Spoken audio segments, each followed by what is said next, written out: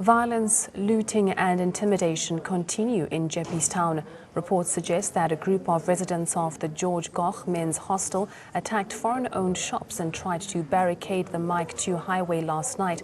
Meanwhile, police are on high alert following alleged xenophobic violence that broke out in the Jeppestown area south of Johannesburg on Sunday. According to the JMPD, the violence spread to the corner of Main Reef Road and Jerusalem Street, where foreign-owned shops were looted. The Johannesburg Metro Police Department is working closely with the SAPS in containing any possible further attacks. Basisana Pura visited the area and spoke to those affected. Following a week of violent clashes between locals and foreign nationals in capital Pretoria, Jeppestown in Johannesburg gets its share of xenophobic attacks. Violence spread to the corner of Main Reef Road and Jerusalem Street, where foreign-owned shops were looted. Reports started to come in. Our officers were informed that there are the so-called xenophobic violence, and it spread out to the street where some shops were looted. So as soon as our officers got wind of that information, we were out there together with the South African Police Services trying to curb and take control of the situation. Shop owner Nosipho Dlamini fell victim to looting on Sunday evening after attackers gained access to a tuck shop owned by a Somali national through Nosipho's takeaway shop, cleaning up the shop as they carried on with their mission. They took everything. They took my clothes.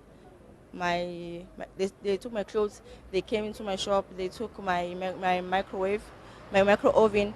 They took my stock. They took almost everything. The attacks have been met by shock and condemnation from all sectors of society.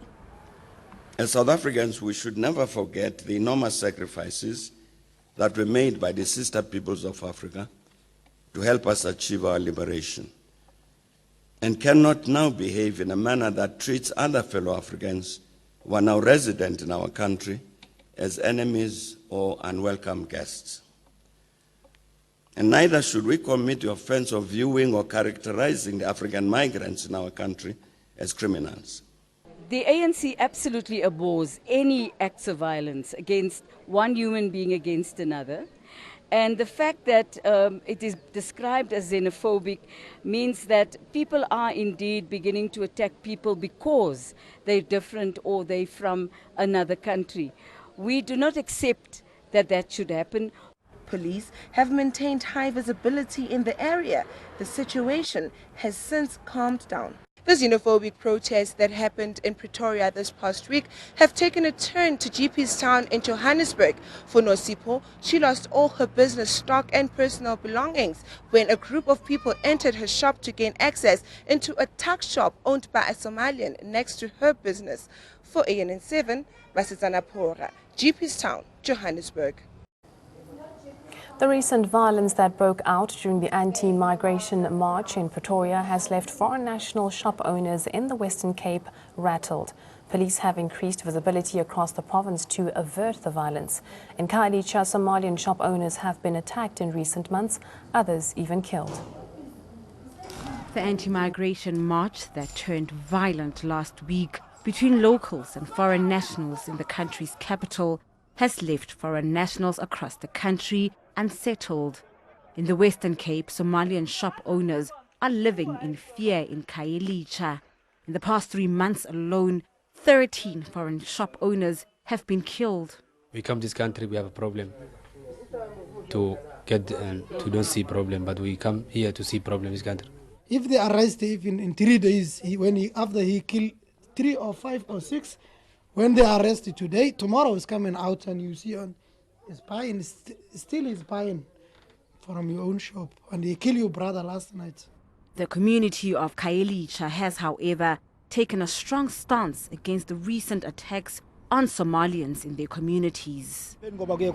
After the death of 3 Somalians, we decided to stand up and take charge as community leaders. We've asked for assistance from a person called Ndungane, who's helped tremendously in the fight. We patrol near Somalian shops every weekend to reduce the number of killings. We are saddened by this incident as we only patrol over weekends, but we've also asked Somalians to close their shops at 9:30 in the evenings and that they also install surveillance cameras in their shops.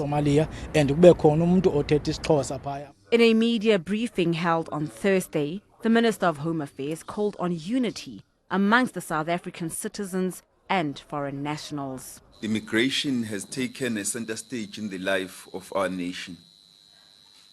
On the global stage, immigration has proven to be an emotive and contentious issue.